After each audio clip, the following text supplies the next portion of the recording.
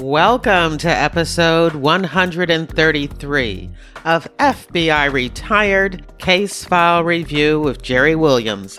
I'm a retired agent writing crime fiction inspired by true crime FBI cases. Today, we get to speak to former agent Kevin Barrows, who served in the FBI for 6 years. He was assigned to the New York Division, where he investigated white-collar crime. In this episode, he reviews a major identity theft case involving a group of individuals who stole more than 30,000 identities through the unauthorized computer-based accessing of information from personal credit reports. Kevin Barrows was also the lead agent on a multi-jurisdictional, multi-agency securities fraud case that culminated in the arrest of more than 120 individuals, including members of several organized crime families. For his role in this case, he received the Department of Justice Director's Award for Outstanding Contributions in Law Enforcement. During and since his resignation from the Bureau, Kevin Barrows has testified on many occasions before grand juries and in trials in federal court. He was an expert witness for the government on computer forensic issues in the United States versus Martha Stewart. Currently, Kevin is a security consultant for the National Hockey League and has co-written and hosted training videos for the NHL, the National Football League, and Major League Baseball on topics of identity theft and internet security.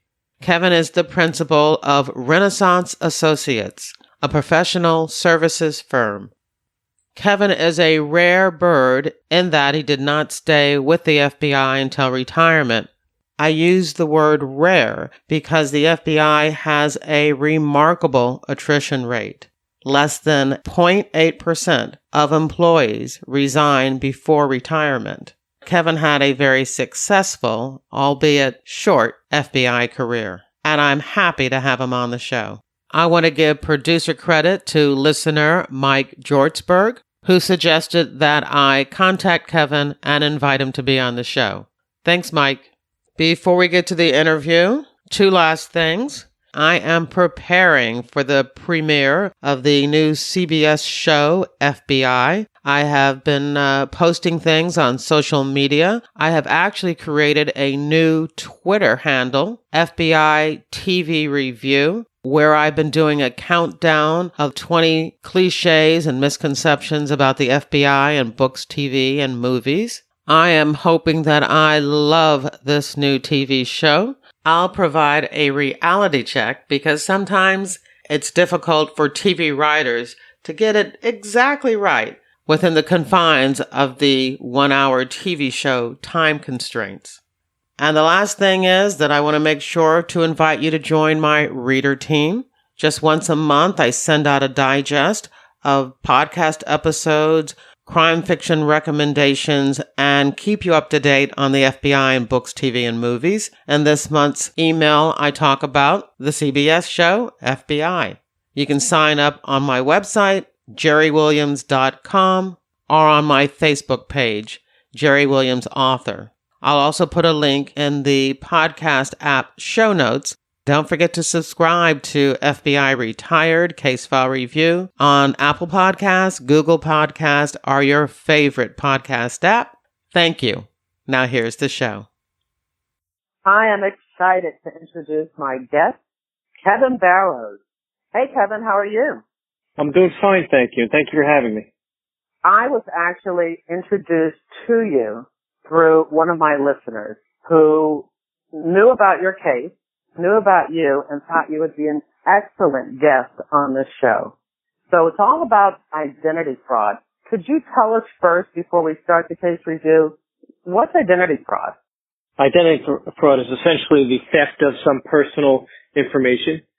Today we call it PII, personal identity information. And it's using that information to pose as someone else and to obtain credit in someone else's name, and credit cards, and mortgage, steal mortgage information, and get loans, and have them sent to some address, remote address. and essentially steal someone's financial future.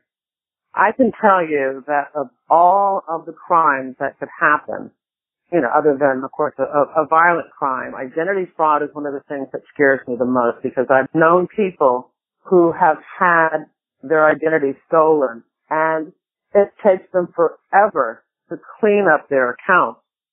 Yeah, that's one of obviously the most difficult parts about this crime, and it's really, there's two aspects. I mean, one of it is of course, the financial aspect that's very difficult for people to overcome, but the second part is there's an emotional aspect, is a violation.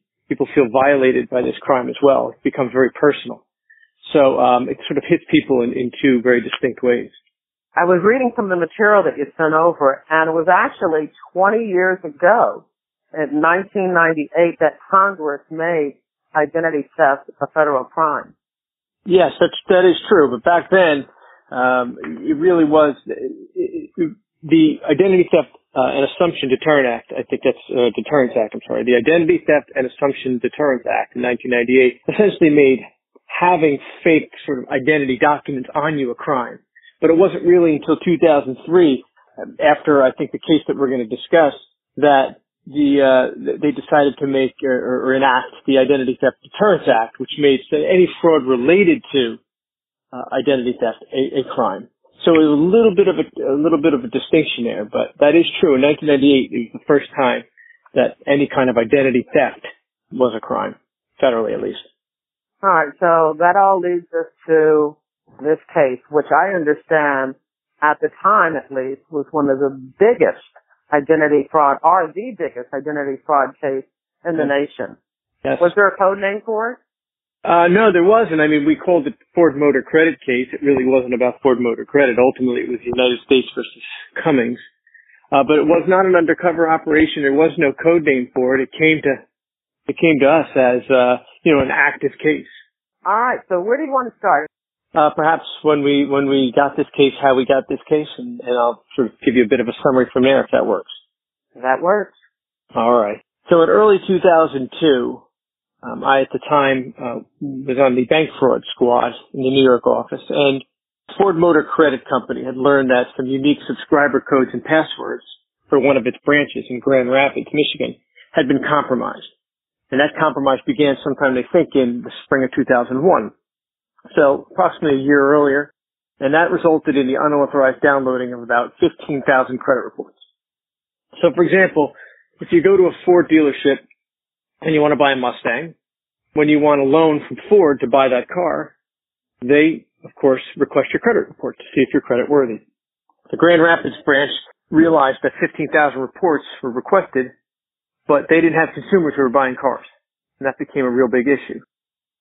So Ford, amongst many other financial institutions, used this particular kind of software to interact with the credit reporting companies. And this was software was made from this company called TCI at the time in Long Island. In any event, this fraud by Ford was reported, of course, to the FBI in Detroit, who initially investigated the case for a few months. The Detroit agents were initially told by the credit reporting agencies, and by that I'm speaking about Equifax, Experian, and TransUnion, that it was impossible to link a local telephone number to any of these unauthorized credit reports, because there were hundreds of 800 numbers that these dealerships and banks and institutions were able to call to access the credit reports. So if you have hundreds of 800 numbers, there's just absolutely, they said no way to determine what local numbers came in on what 800 number to meet up exactly with the time there's a fraudulent report requested. So Detroit office ultimately said, look, there's a lot of these IDs are being sent to New York. So we're going to sort of throw this case off to the New York office. And the New York office, before I got the case, there were some postal inspectors who were helping the Detroit office. And they were going out to local P.O. boxes, of course, where some of these these false identities were being sent, or the stolen identities, I should say, were being sent. And they were arresting, young kids who were being paid $50 or $20 to go pick up mail. And these kids had no knowledge of who was behind the scheme and who was sending them there. And so it was really a lost cause at that point. I had gotten on the squad only, a few months before after working another large, high-profile case. And my supervisor said, look, I'd like you to take this case, and about 16 brown boxes landed on my desk a day later from Detroit. And he said, look, they can't solve this, but apparently the White House is all over this case, and they want you to find out, us to find out who's doing it. So that's sort of how I got, thrown into this whole case. And, part of it is because I had some experience in large, complex, and some high profile cases previously. So I met with the United States Attorney at the time, and the AUSA, who's the Assistant United States Attorney, who's the Chief of General Crimes for the Southern District of New York. And I reviewed all these records and documents and so forth. And obviously I was convinced that the only way to solve this case was not to follow these young kids from picking up mail around New York. And it was all over, all the boroughs. Because these people were unable to give us any real information about the brains of the scheme.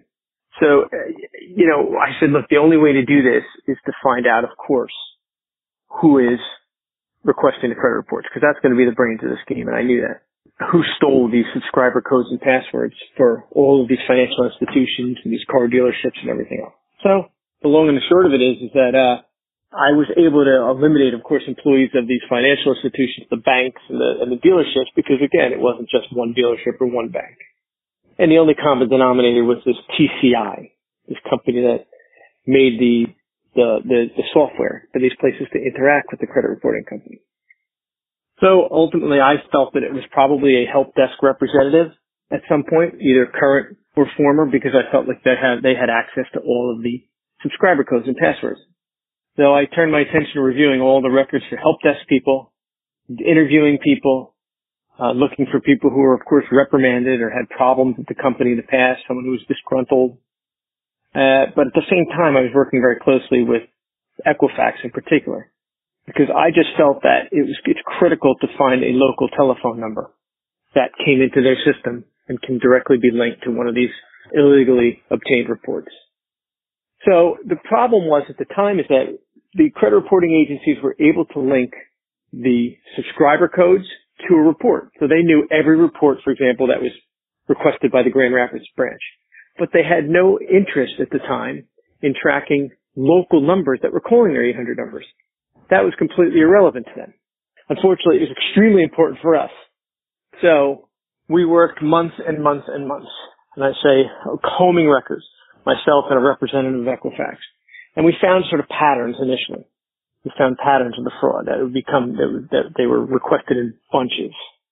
So we were able to sort of start to go through each 800 number and eliminate some numbers and some calls. Did you do this digitally, or did you actually have to look through like Excel sheets of phone numbers and transactions? We literally looked through printouts of phone numbers and phone calls. Wow. It was not digital at the time. Right. Wow. It was an unbelievable, it was a monumental task. And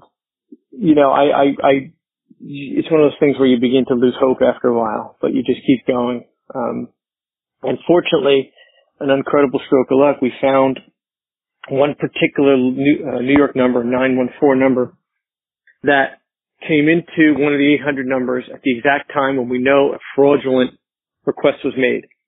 So we felt that, look, this is solid information. I went and we got a search warrant for a particular house in New Rochelle, New York. As it goes, a couple of days before Halloween in 2002, myself and a team of agents showed up at the house early morning. We knocked on the door and went in. There was a family inside, a man by the name of Linus Baptiste, and then his family members. And I remained downstairs interviewing the family members. And they, of course, denied any knowledge of this. And I interviewed Mr. Baptiste, who denied, as the agents sort of went and conducted the search. After about 2.5 or 3 hours, the agents came down and said, look, Kev, we didn't find anything. There's nothing here. And it was about as low as I'd ever been. Now, what were they looking for? When you go into a search, they were looking for evidence of identity theft. So that would be credit reports predominantly, social security numbers, links to some of the other perpetrators in the crime, things like that. You know, anything that would have led us to believe that credit reports were being downloaded from that address. And we knew it happened on at least one occasion because we knew we had that link in the telephone records. But the goal here was to determine, is this person a big player in the crimes? Is it one of the people who was actually requesting the credit reports? So we searched for hours. I didn't participate in the search because I was sort of interviewing the family members, and I was also, coordinating with this other district, the U.S. Attorney's Office, during the search.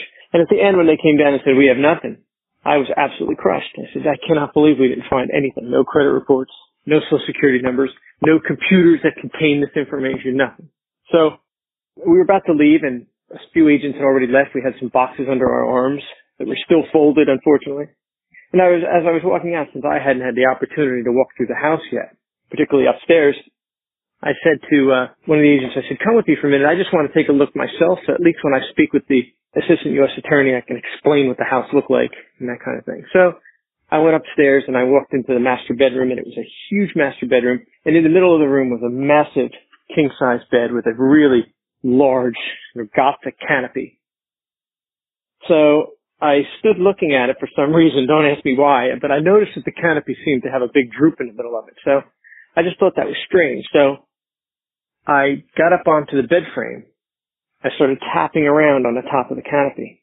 As I reached over, I started to feel something. I was tapping, like paper. And I reached up and I grabbed about, 15 or 20 manila envelopes and folders filled with Social Security numbers and credit reports. So at that point, we called everyone back, the whole team back, search team, and we all began to sort of really pull apart the furniture. And behind a piece of furniture was a laptop computer, which ultimately contained all of the Social Security numbers and all of the information, which proved that Mr. Baptiste and his brother-in-law, this guy Philip Cummings, who actually worked at TCI as a help desk representative, had perpetrated this whole crime. Now, did you know that Cummings had worked on the help desk when you went into the house? You had the phone number. Did you also know that so you did? No, because remember, the house we searched was not Cummings' house. Cummings at the time had moved to Atlanta. This was Linus Baptiste, a guy named Linus Baptiste's house. I had no idea that, there's any connection between Linus Baptiste and Cummings, or that Cummings had left quite a while before the investigation. He wasn't he hadn't departed TCI, recently. So he wasn't necessarily on the radar at the time. And certainly I wouldn't have known that Linus Baptiste was his brother-in-law.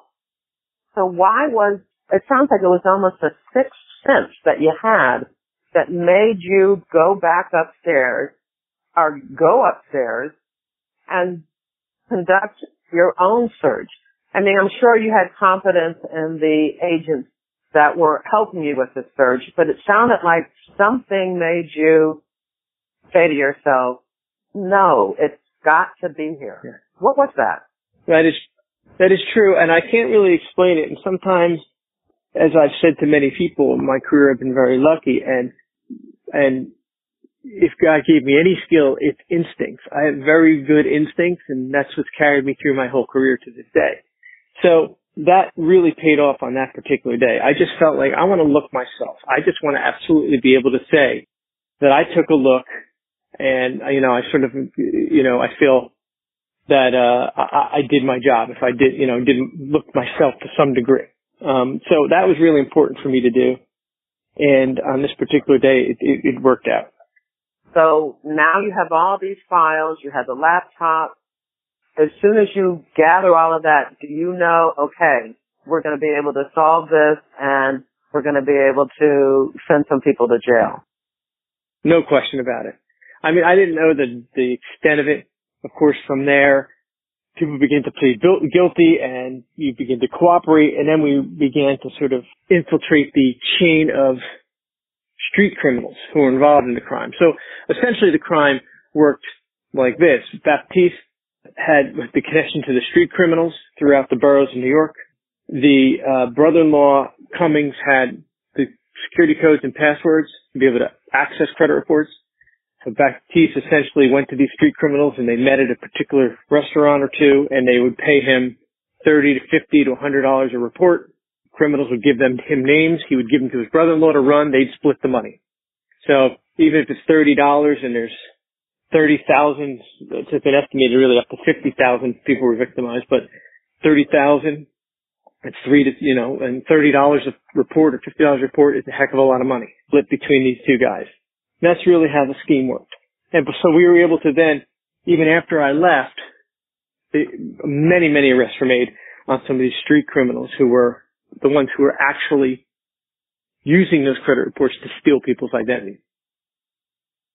Let's talk a little bit about the victims, because I do want to make sure we get a full understanding of what it means when your identity is stolen and how it can affect your life. Can you go through a number of victims and what happened to their finances?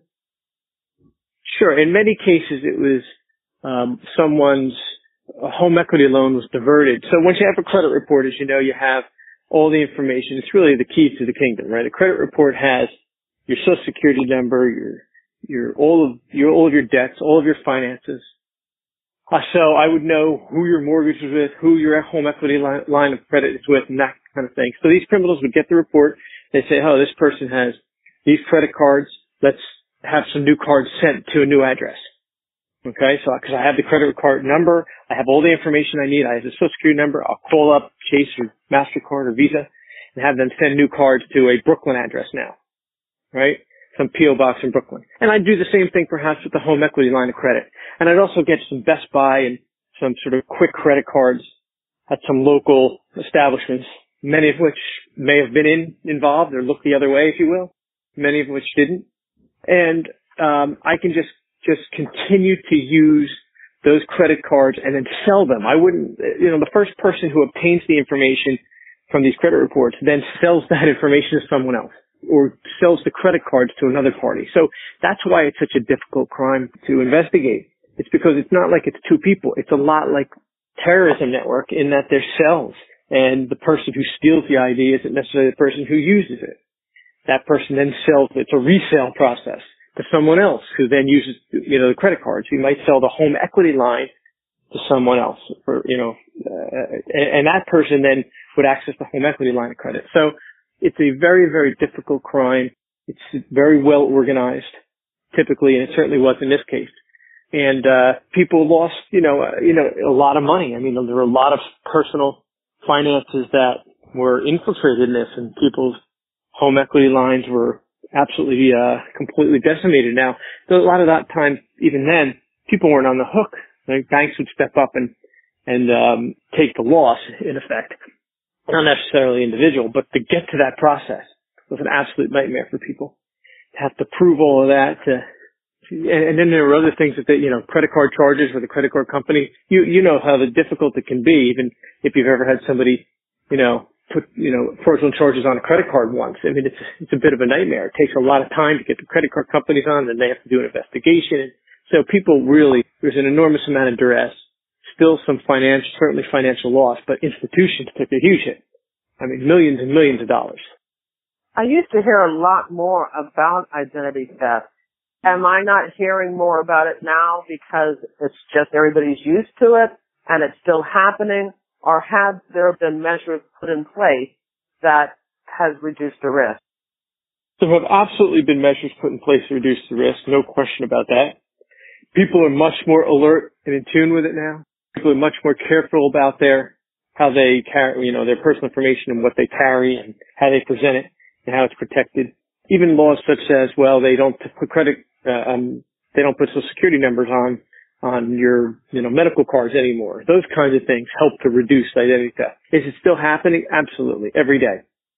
And it's going to be a difficult thing to ever stop completely. But there have been a lot of great measures put in place over the years. Security, and people are just in tune with it now. See, that's the one thing about that case, the Cummings case. It really, and I think it may have been the U.S. attorney who said it sort of awakened the consciousness of the country, because people really didn't understand at the time how severe this problem could become in the United States domestically.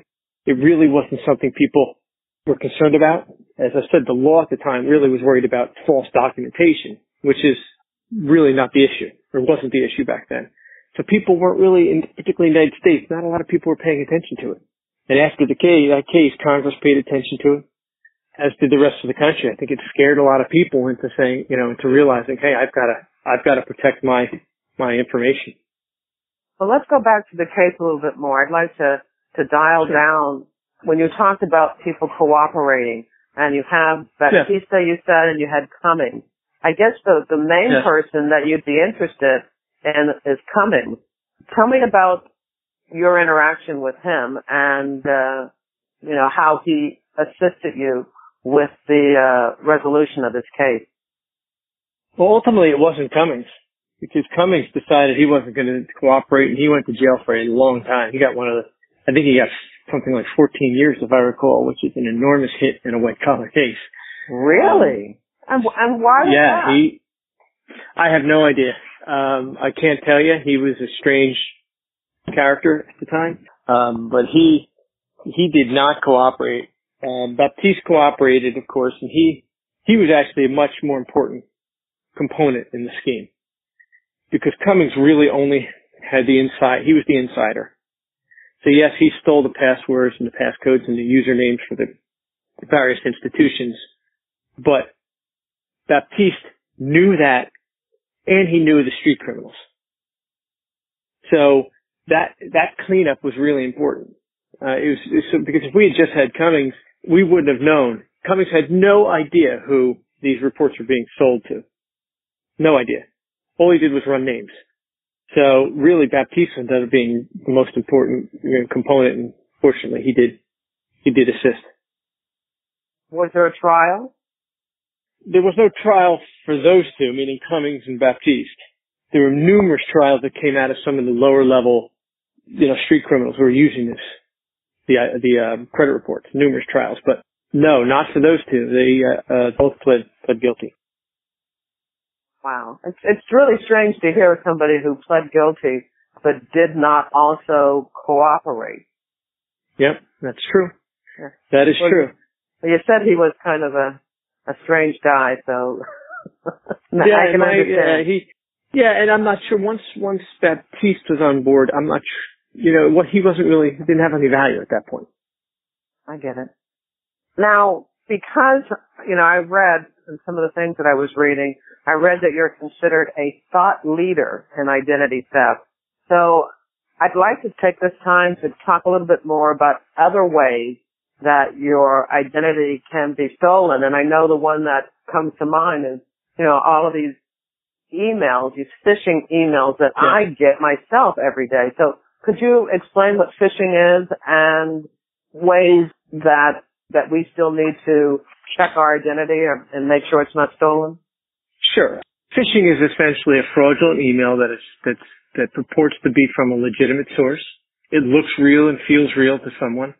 And it goes out in mass quantities, of course, with the hopes that a small percentage will actually click through the email and it'll ask for personal information. Usually these emails have something in them that there's some urgency. For example, it might come from a bank.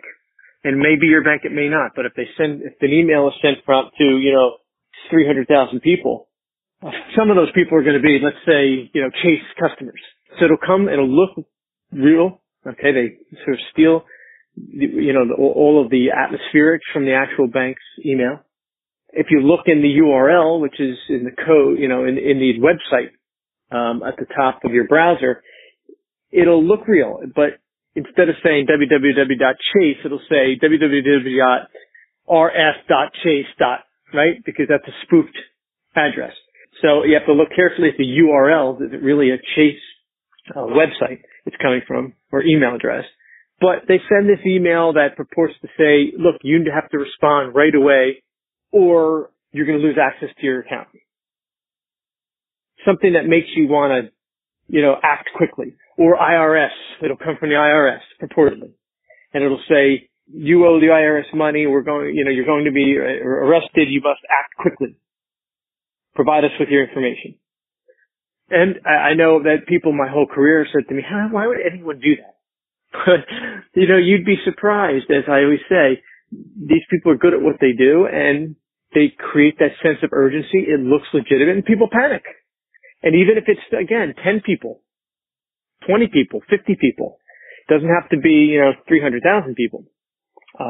It's a win for these thieves. So you click through, it'll take you to another screen, which is, of course, some server in, Russia or somewhere else offshore typically. And you'll ask you for information, personal information. They'll say, if you provide us this information, you won't have any issue basically, and, or we'll unlock your account. And once you put that information in, it's gone. Once you hit send, it's on a server remotely somewhere.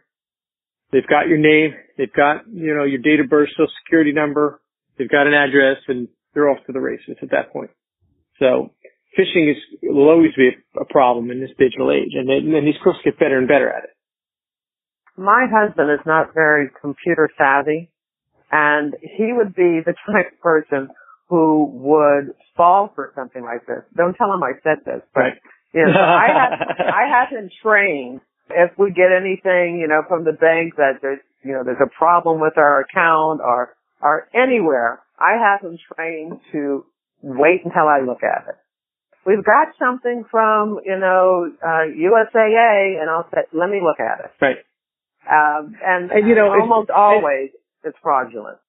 Absolutely. And I will tell you that if people just listen, if they just subscribe to the once,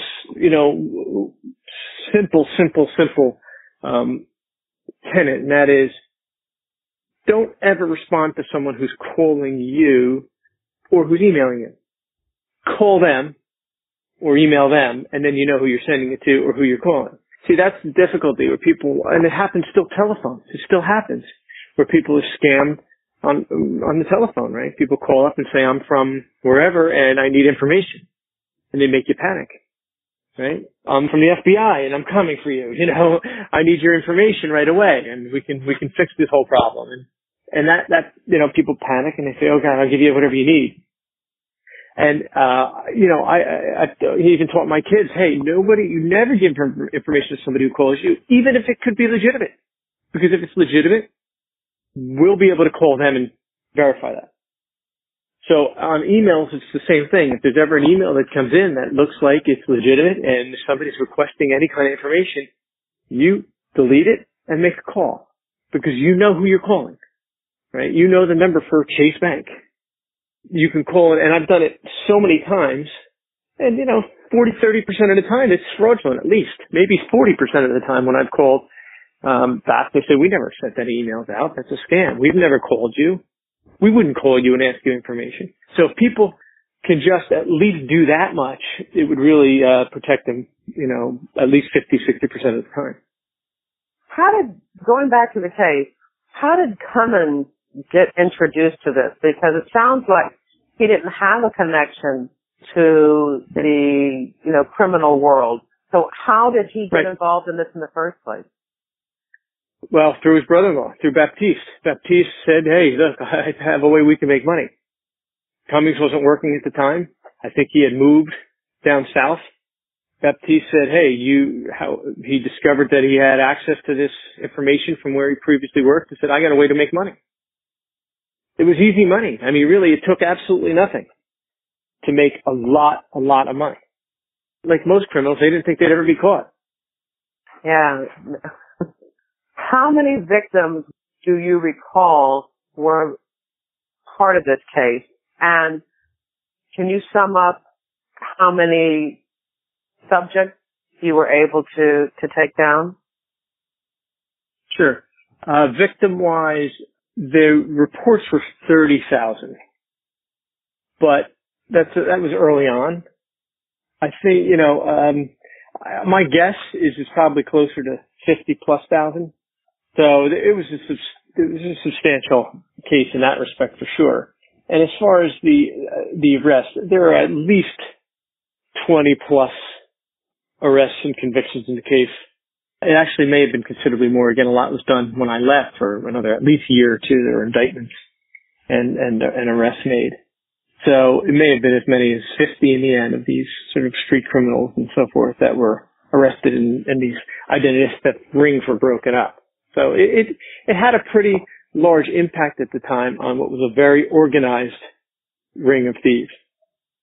Now, I know that this is not your only big financial fraud case, I'd like to just touch just real quickly on another major investigation that you were involved in while you were assigned to the New York office. And this one involved the mob. Yeah, I was fortunate. I was sort of like the Forrest Gump of the FBI. I happened to be in the right place at the right time, but the New York office provides an enormous opportunity to get involved in some really great cases from an agent's perspective. But that case you're speaking of is a mob on Wall Street. I was in securities fraud. I was on the securities fraud squad, and it was really again mob infiltrated Wall Street in boiler rooms and manipulating stock. And my partner and I ran a couple-year-long investigation and undercover operation called Operation Uptick, which culminated in June of 2000 in the arrest of 120 mob on Wall Street type criminals. I think the count was even higher when all the smoke had cleared. And it really, I think, put a dent in the mob's infiltration of the financial markets at the time, certainly the boiler room aspect of it. The U.S. Attorney at the time, Mary Jo White, said in a press conference that this was an investment bank for the crooked and the corrupt. That is true. A hub of this case was this DMN Capital, which was run by a couple of members of organized crime, and they sort of brought in all members of all 5 families of organized crime to reap the benefits of their fraudulent activities. And it involved manipulating stocks, selling fake stocks, and boiler room activities. So they ran these boiler rooms, which are these bunch of kids in really high pressure atmosphere being forced to sell stock and getting cash money as bribes to sell particular stock. And this DMN Capital was really the hub of the fraud. Was this the case that you received the Director's Award for Outstanding Contributions in Law Enforcement? Yeah, I did, yes. That's pretty cool.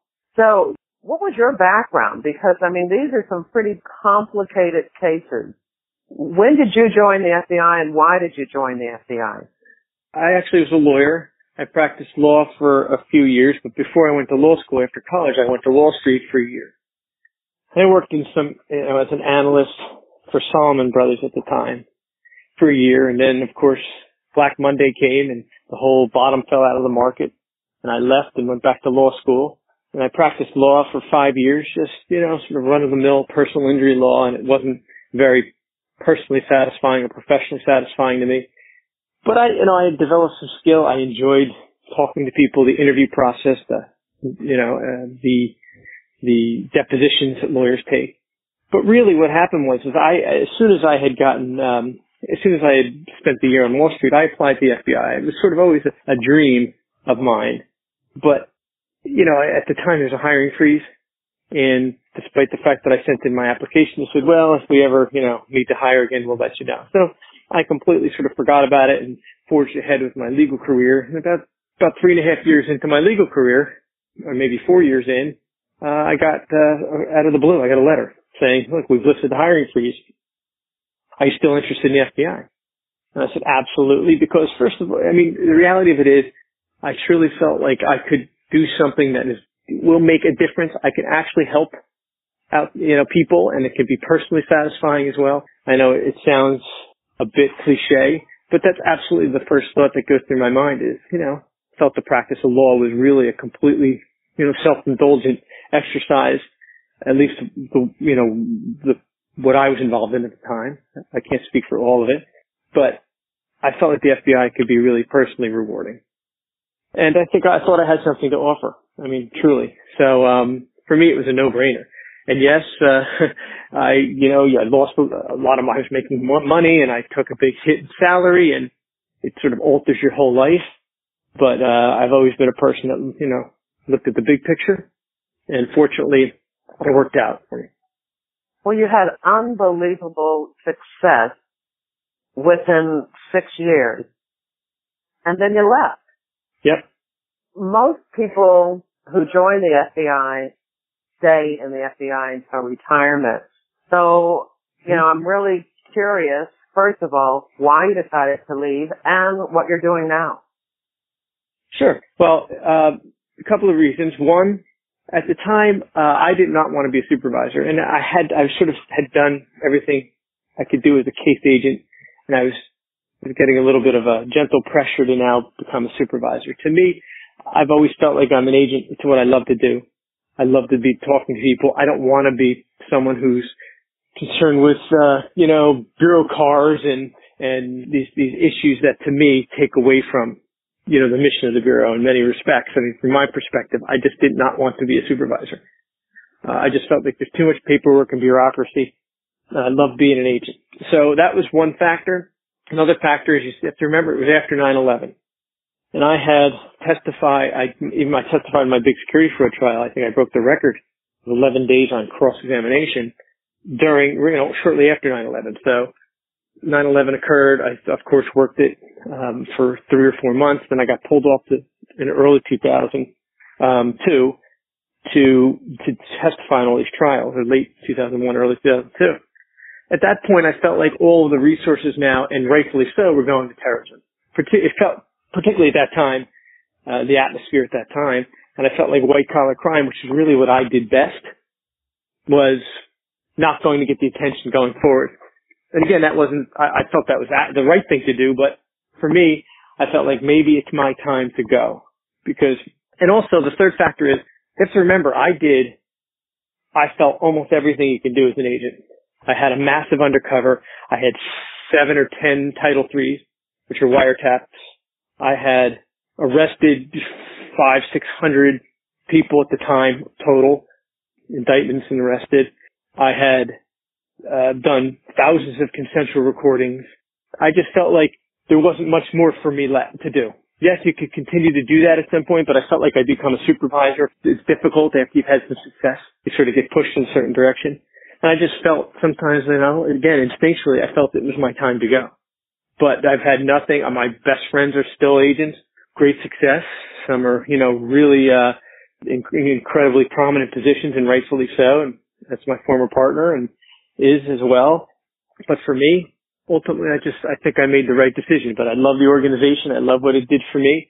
I've never had a negative word and never will have a negative word to say about the FBI. And again, it was an experience I treasure. Have you been able to use that experience that you had with the FBI and what you're currently doing now? Yeah, so again, I'm very lucky. I mean, after leaving the FBI, I went with a sort of large investigative firm where I was running the investigations, but as well as learning computer forensics and how to manage the whole new world and burgeoning world of digital forensics. And after about a year and a half, 2 years there, I went out and joined, I became a partner with a very small firm at the time, just 2 other postal inspectors.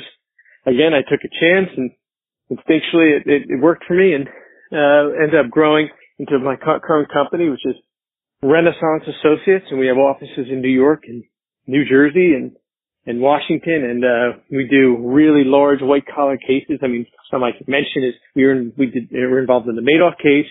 We were involved in the Deflategate case, the NFL investigation.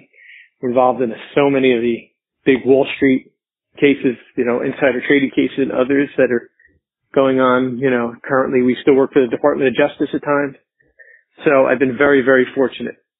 So it sounds like you left the FBI, but you still have connections, you still have some associations, and you're still doing the same type of work that you did when you were in the Bureau. I tell people all the time I'm very lucky. I essentially have the same job I had in the FBI. I just don't carry a gun or a badge. But ultimately I'm doing the same job now in the private sector, and it's a bit more of a challenge, right? Not having a gun and a badge. Sometimes it's more challenging to get people to speak to you and so forth. But it's been a tremendous ride to this point. And I would imagine that you're probably paid a little bit more. Absolutely. Even though I will say this, when it comes to law enforcement, that FBI agents are compensated quite adequately. I'm not complaining. No, I agree, but honestly, for the job, and I know people only hear about, as you know, the negative things, right? That's all over the place. And you've heard it said a million times, and it's true. All of the great things that these men and women do in the FBI are rarely heard about because, when they're great, the public doesn't hear about it. It's not a travesty. It's not something that necessarily hits the front page of the paper. So I agree with you that they're compensated for public employees reasonably. My opinion is, of course, they should be, they should be much better compensated for the work that they do. I will make sure to put a link to your business. Is it Renaissance Associates? Yes, it's renusa.com is the website. Okay, so I'll make sure I put a link to that in case anybody wants to contact you for your agency. But I also wanted to ask you a question about something else that you were doing. You are or were a part of the Smithsonian Channel's Sports Detectives. Tell me more about that and how did that happen? Well, what happened was, I guess around 2012 or 13, I was initially called by a production company, and they asked me to be involved in this series that they were going to, through Nat Geo, that they were going to do called Inside the American Mob. And they wanted to sort of profile my uptick investigation, and they wanted me to, speak about it on camera. And I did so, and that was in episode 6 of Inside the American Mob, which is on Netflix now. And fortunately, that was apparently a very popular episode. So, a year or two later, I got a call from a production company who said Smithsonian Channel is looking for a host of a show called Sports Detectives. And because through my company, I work for many of the professional sports leagues and have experience in that whole world, they said, look, we think you'd be a great host for the show. So, as luck would have it again, they wanted me as a host, and I ended up getting hired to be a host of the show, which ran for a year and investigated some of the great missing artifacts of sport. It was a heck of a lot of fun. I got to travel the country and work with some really, really great and talented people. And perhaps there's more to come on that front. One of the things I like to do is to give my guests the last word. So, you could talk about either of the cases that we reviewed, or you can just talk about just the FBI in general. What would you like to say? From my perspective, being an agent, I've never been more proud of anything in my life. And I enjoyed virtually every moment of it. And again, none of these cases that I worked and I get all this credit for could have happened without my partners and my squad mates and my supervisors and the people who support you every day. And again, I know it sounds cliche, but it's 100% true.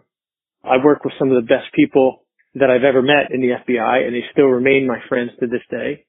It saddens me that the FBI is always getting knocked, and as I read these things in the paper, and I grant you, people make mistakes, and mistakes will always be made and have been made, but if people out there only knew the tremendous work that's being done every day while they sleep comfortably at night, they'd be less inclined to take shots at the FBI.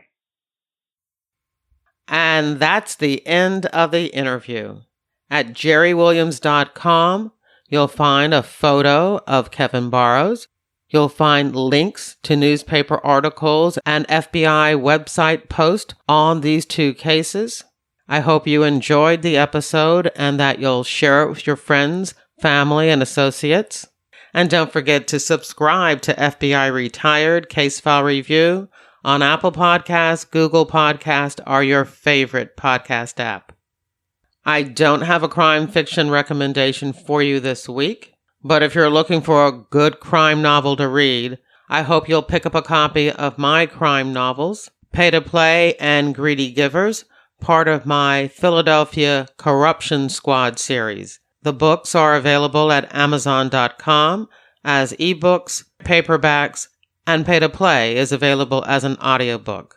When you pick up a copy of Pay to Play or Greedy Givers, for yourself or for someone you know who loves crime fiction, you're helping to support the show. Thank you.